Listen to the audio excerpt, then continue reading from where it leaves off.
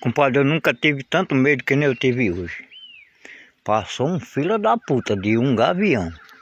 Ele me pegou assim, pelo cabelo assim, me levantou. Mas, compadre, ele me levantou, mas sumiu isso aqui de asta acima.